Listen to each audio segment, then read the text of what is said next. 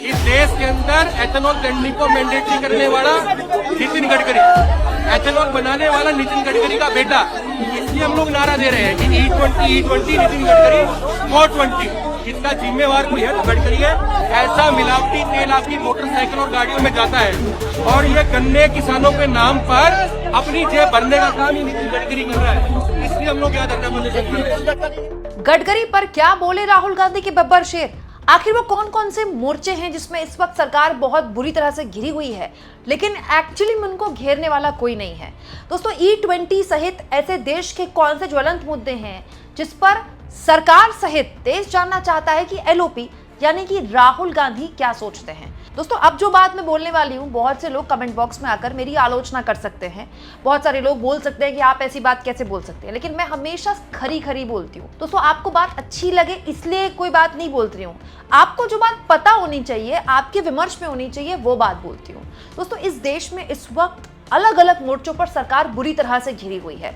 जो BJP almost 2 महीने पहले बंगाल की जीत के जश्न में लबरेज थी, इस वक्त आप सोचिए कितनी बुरी तरह से फंसी हुई है। सबसे बड़ा मुद्दा इस देश में इस वक्त है राम मंदिर के चढ़ावे की चोरी का।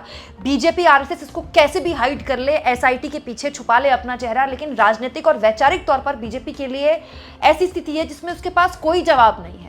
दूसरा E20 का मुद्दा। दोस्तों, E20 यानी कि मिलावटी पेट्रोल, वो पेट्रोल जिसमें 20% इथेनॉल मिलता है। ये एक ऐसा मुद्दा है जो हर घर को प्रभावित करेगा, ऑलमोस्ट हर घर को, क्योंकि अगर आपके पास गाड़ी नहीं है तो बाइक तो है ही। अब तो गडकरी खुद भी स्वीकार कर रहे हैं। मैंने आपको कल ही खबर दिखाई थी जिसमें मैंने आपको बताया था कि नितिन गडकरी ने पहली बार स्वीकार किया कि हाँ, कुछ माइलेज में फर्क आएगा। माइलेज में आपकी गाड़ी की माइलेज कम हो सकती है, मतलब आपकी बाइक और आपकी गाड़ी की माइलेज कम हो सकती है। गडकरी यहाँ ये भी कह रहे हैं कि जब गाड़ी आपकी सर्विसिंग पे जाएगी तो हमने लोगों से कहा है कि फ्री में कुछ पार्ट्स बदलते हैं। मतलब नितिन गडकरी देश के केंद्रीय मंत्री ये स्वीकार कर रहे हैं कि हाँ, वो जो मिलावटी पेट्रोल दे रहे हैं उससे आपकी लाखों की गाड़ी, चाहे बाइक हो या कार हो, उसका कबाड़ा होना तय है। और दोस्तों, इस मोर्चे पर यूथ कांग्रेस के कार्यकर्ता गडकरी को घेरने की भी कोशिश कर रहे हैं। दोस्तों, उनके चेहरे वाला मास्क पहनकर प्रदर्शन कर रहे हैं, उनको जवाबदेह बनाने की कोशिश कर रहे हैं। बट पॉइंट ये है कि इस मामले में राहुल गांधी को नहीं बोलना चाहिए था। राहुल गांधी कहाँ है? ये एक ऐसा मोर्चा है जिसमें हर आदमी प्रभावित है, एवरीबॉडी। डेली आदमी पेट्रोल पंप पे जाता है, उसका दिल दुखता है कि पैसे में पेट्रोल के दे रहा हूं लेकिन मिल रहा है मुझे मिलावटी पेट्रोल, इथेनॉल के नाम पर। और सबसे बड़ी बात, आपके पास एक चॉइस भी नहीं है कि आप महंगा पेट्रोल ले लें। भाई, आपसे सरकार कहे कि ये वाला पेट्रोल थोड़ा ज्यादा महंगा है लेकिन इसमें इथेनॉल मिक्स नहीं है, तो कोई आदमी अफोर्ड कर सकता है तो वो ले ले, वो भी सरकार देने को राजी नहीं है। दोस्तों, ये मुद्दा इतना बड़ा है कि अरविंद केजरीवाल लगातार इसको उठा रहे हैं, लगातार प्रेस कॉन्फ्रेंस कर रहे हैं, बैक टू बैक कई दिनों से प्रेस कॉन्फ्रेंस कर रहे हैं इस मुद्दे पर, लेकिन राहुल गांधी ने इस मुद्दे पर कुछ नहीं बोला। ये कितनी अजीब बात है ना दोस्तों। राहुल गांधी कहाँ है इस बारे में भी किसी को कुछ नहीं पता। क्या आपको पता है? सुनने में आया कि दिल्ली में करीब 8-10 कांग्रेस के नेता ही हैं जिनको पता है कि राहुल गांधी कहाँ हैं। दोस्तों, इसीलिए मैं खबर की इंट्रो में मैंने बोला राहुल गांधी ने क्या बोला। राहुल गांधी ने क्या बोला? क्योंकि राहुल गांधी ने कुछ बोला ही नहीं उस मुद्दे पर जो सीधा सीधा लोअर मिडिल क्लास और मिडिल क्लास को प्रभावित करता है। अरे, ये तो हर आदमी को प्रभावित करता है। लाखों की कोई गाड़ी ले रहा है, 50 लाख की, 60 लाख की, 1 करोड़ की, 1.5 करोड़ की, और उसमें भरा रहा है मिलावटी पेट्रोल। क्या उस गाड़ी का हाल होगा, आप सोचिए। दूसरा, राम मंदिर का चढ़ावा। दोस्तों, ये तो बहुत बड़ा मुद्दा है, लेकिन इस मुद्दे पर अखिलेश यादव अकेले खड़े हैं। अखिलेश यादव को टिन्नू यादव के लिए टारगेट किया जा रहा है। अखिलेश यादव को क्या क्या बोला जा रहा है। थोड़े बहुत कांग्रेस पार्टी के राज्य के नेता हैं, वो इस मुद्दे को उठा रहे हैं। कांग्रेस पार्टी अलग अलग राज्यों में प्रेस कॉन्फ्रेंस कर रही है। लेकिन क्या होता अगर राहुल गांधी इस मुद्दे पर बोलते? हालांकि दोस्तों, इसका एक तर्क ये भी है कि राहुल गांधी अगर इस मुद्दे पर बोलेंगे तो फिर बीजेपी अटैकिंग मोड में आ जाएगी कि ये तो नकली हिंदू हैं, ये तो चुनावी जनेऊ पहनते हैं, ये तो जनेऊधारी हिंदू है भी नहीं। हालांकि इस मामले में प्रियंका गांधी ने एक बयान दिया, उसके बाद इस पूरे मामले में मतलब कांग्रेस का शीर्ष नेतृत्व तो कुछ बोल ही नहीं रहा है। एक ट्वीट तक नहीं किया राहुल गांधी ने इस मुद्दे पर। क्या ये मुद्दा इतना हल्का था? तब जब राहुल गांधी खुद संसद में कह चुके हैं कि भाई, मोदी और RSS ठेकेदार नहीं है हिंदू धर्म के, वो इकलौते हिंदू नहीं है। तीसरा, मॉनसून सत्र आ रहा है, सरकार को घेरने की क्या रणनीति है? भाई, LOP तो बताएंगे ना इस पूरे मुद्दे पर, वो LOP है, पता नहीं।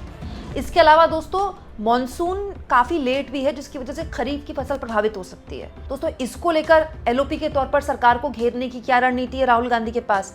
पंजाब में घमासान मचा हुआ है। पंजाब में जो हालात है कांग्रेस पार्टी के, ऐसा लगता है कि पिछले चुनाव वाली हालत कांग्रेस पार्टी की इस बार फिर से होनी है, लेकिन राहुल गांधी का अता पता नहीं है। और तो और दोस्तों, छात्रों की गूंज, जो कार्यक्रम राहुल गांधी ने शुरू किया था कोटा से, सुनने में आ रहा है कि पटना में वो कार्यक्रम होना था लेकिन कैंसिल हो गया।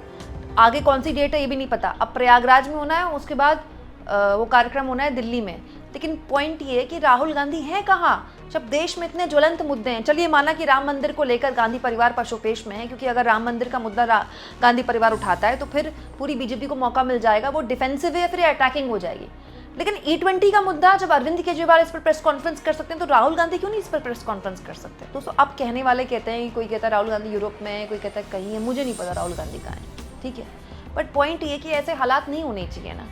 वो LOP हैं, साल की 365 दिन उनको देश के लिए, जनता के लिए अवेलेबल रहना है।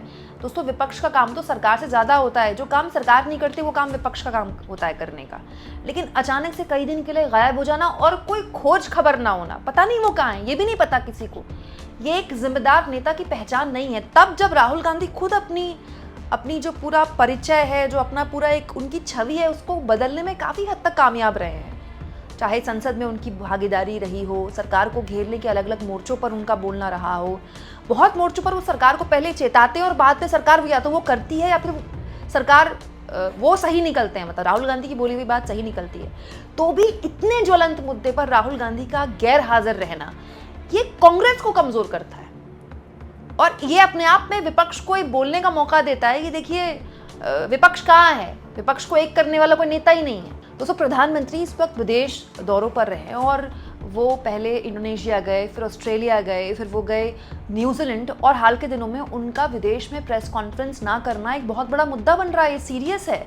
देखिए अभी मैंने आपको एक खबर दिखाई, गार्जियन यूके का बड़ा अखबार है, उसने खबर छापी है मोदी के लिए कि मोदी किसी भी देश में जा सकते हैं अगर उनको अवार्ड मिल जाए। तो यहाँ के विपक्ष के नेता ने बोला है, गार्जियन ने उसको हेडलाइन बना दिया। दोस्तों इसके अलावा 1 महीने पहले नॉर्वे के एक पत्रकार ने नॉर्वे में उनको घेरा कि भैया प्रेस कॉन्फ्रेंस क्यों नहीं करते अपने देश में। उसके बाद ऑस्ट्रेलिया के एक पत्रकार ने कह दिया कि आप मोदी से सवाल नहीं पूछ सकते, वो तो स्क्रिप्टेड स्टेज में ही अपना अपीयरेंस देते। और अब न्यूजीलैंड में भी यही हुआ, वहाँ के एक पत्रकार ने पूछ लिया विदेश मंत्रालय के अधिकारी से कि भाई प्रधानमंत्री मोदी प्रेस कॉन्फ्रेंस क्यों नहीं करते। अगर ऐसे मौके पर LOP प्रेस कॉन्फ्रेंस कर दें और कह दे कि देखिए मोदी तो करते नहीं है तो लीजिए हम कर रहे हैं, सोचिए राहुल गांधी की क्रेडिबिलिटी, राहुल गांधी की जो एक्सेप्टेंस है कितनी बड़ी हो जाएगी।